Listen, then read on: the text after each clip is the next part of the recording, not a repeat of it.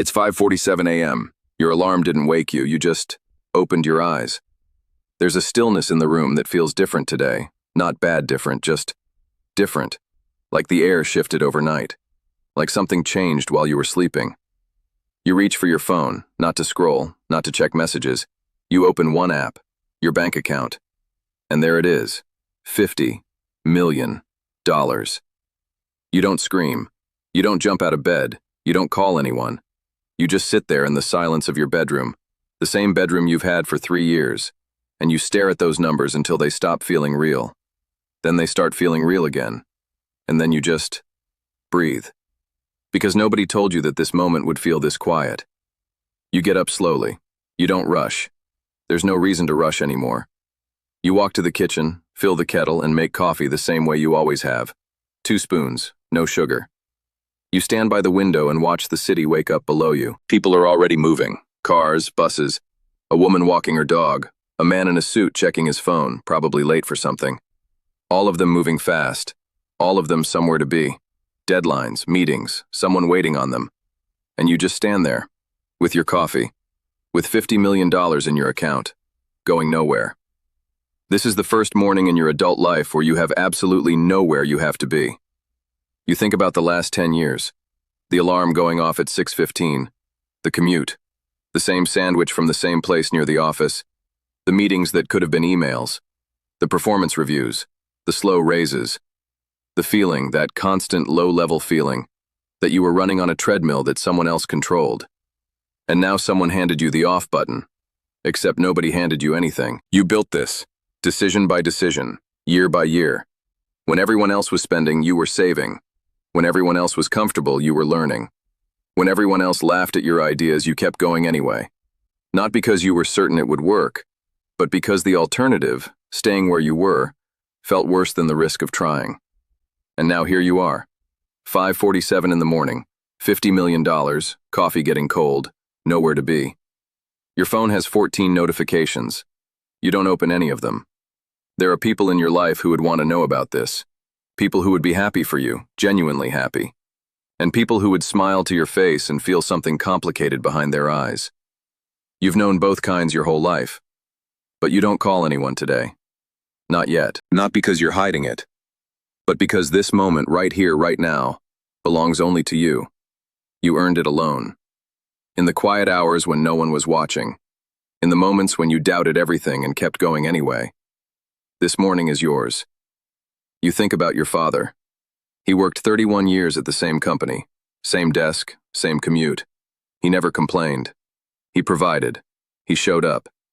And when he retired, they gave him a watch and a cake and sent him home to a pension that barely covered his bills. He never talked about money. In his generation, you didn't. Money was private. Money was stress. Money was the thing you worried about in silence so your kids wouldn't worry too. You wish you could call him right now. Not to tell him the number, just to say, "Dad, it worked. The way you raised me, the values you gave me, the discipline, the patience. It worked." But he passed 4 years ago, before any of this. You take a long sip of coffee and let yourself feel that for a moment. The weight of it, the unfairness of it, the gratitude underneath the grief. Then you keep going, because that's what he would have wanted. People think money changes everything. It doesn't. You still have the same thoughts you had yesterday, the same memories, the same values, the same things make you laugh, the same things keep you up at night, though the list is shorter now. What money changes is options. Before today, if your car broke down, it was a crisis. Now it's an inconvenience. Before today, if you got sick, you worried about the bill before you worried about getting better. Now you just get better. Before today, if someone treated you badly at work, you had to calculate whether you could afford to walk away.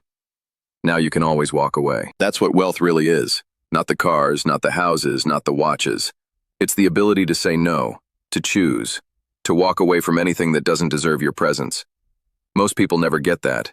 Not because they aren't smart enough or work hard enough, but because the system is designed to keep you just comfortable enough not to revolt, and just insecure enough to keep working. The mortgage, the car payment, the subscription you forgot to cancel, the job you tolerate because the benefits are good. $50 million doesn't make you happy, but it removes most of the things that were making you unhappy. And in that space, that quiet, open space, you finally get to figure out what actually matters to you. By 9 a.m., you've made 3 decisions. Not big, flashy decisions, quiet ones. First, you're going to pay off your mother's house, today. No announcement, no ceremony. You'll just call the bank, handle it, and tell her it's done. She'll cry. You'll pretend not to cry, and that will be enough.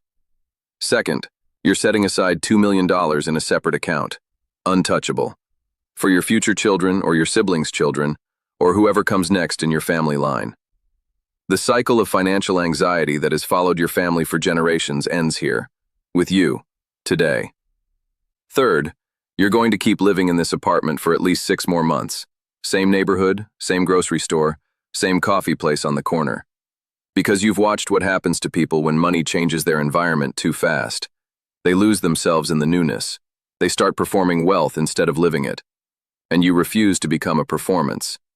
Real wealth is quiet. Real wealth is stable. Real wealth doesn't need an audience. By noon, you've called your mother. She cried. You cried. You pretended you had something in your eye. She didn't believe you. By 2 p.m., the lawyers have the paperwork moving. By 4 p.m., you go for a walk. Same walk you take every day. Same park. Same path along the river. Except today, everything looks slightly different. Not because it changed, but because you did. You pass a young man sitting on a bench with a laptop, earphones in, working intensely on something. 6 months ago, that was you. Hungry, focused, building. You almost stopped to tell him something. But what would you say? Keep going? It's worth it? Those words mean nothing until you're on the other side. So you just walk past, and you smile. And you hope, for his sake, that he's building something real. That night you sit on your balcony. The city lights are the same as always. The noise is the same. The sky is the same. But you are not the same. $50 million doesn't buy you a different life. It buys you the freedom to finally live the one you actually want. And tomorrow morning, when the alarm doesn't go off, you'll make your coffee, stand by the window, and decide, slowly, deliberately, with no one rushing you, exactly what kind of man you want to be with the rest of your time. That decision, it turns out, is the only one that ever really mattered.